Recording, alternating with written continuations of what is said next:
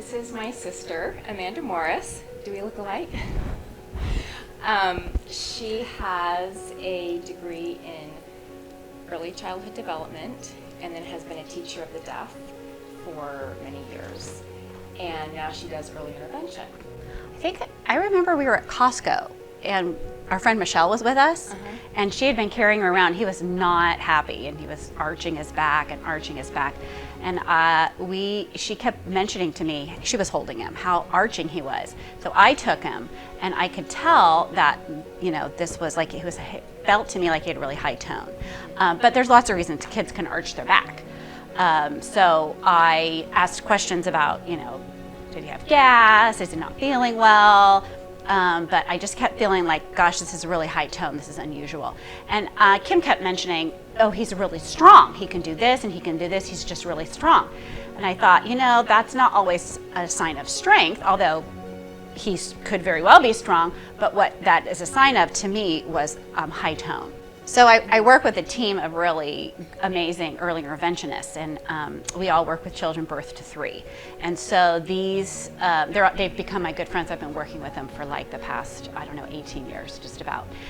So I just called up one of the occupational therapists that I work with, and she actually came over to our house and held Kieran for a while and talked to Kim and verified that, yeah, this is high tone. And it can mean a lot of different things. Sometimes it means nothing, but sometimes it means something.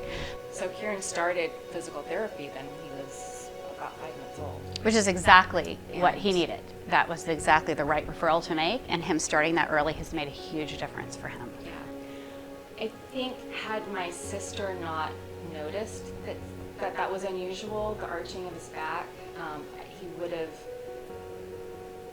maybe later on I would have realized he's not meeting his milestones of rolling over, crawling, even sitting up was hard for him because he had the weaker trunk area, and then he was always arching his back, so he'd always want to, when he got excited, fall backwards. So of course I don't want him falling and hitting his head.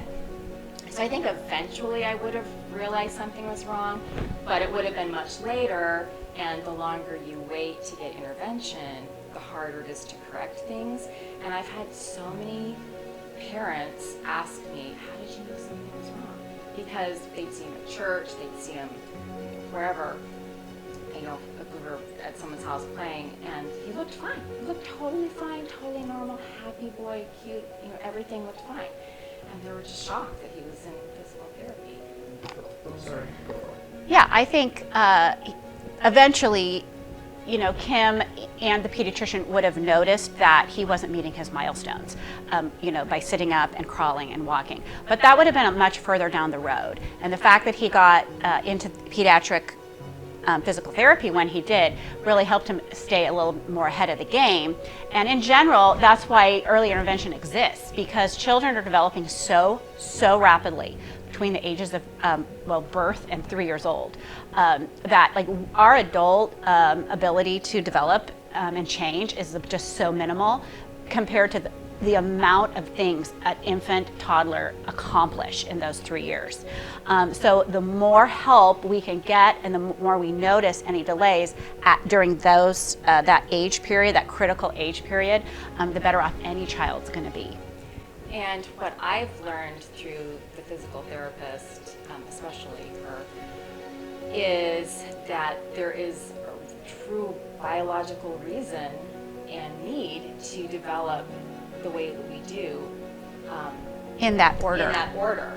And so if you miss one of those milestones and you jump ahead to another one, it really throws off your development. And she says she sees a lot of kids later on in life, grade school, high school, that have a lot more muscle skeletal issues because they didn't learn to crawl first, they didn't learn this. And a lot of parents say, oh, that's fine, my son never crawled, blah, blah, blah.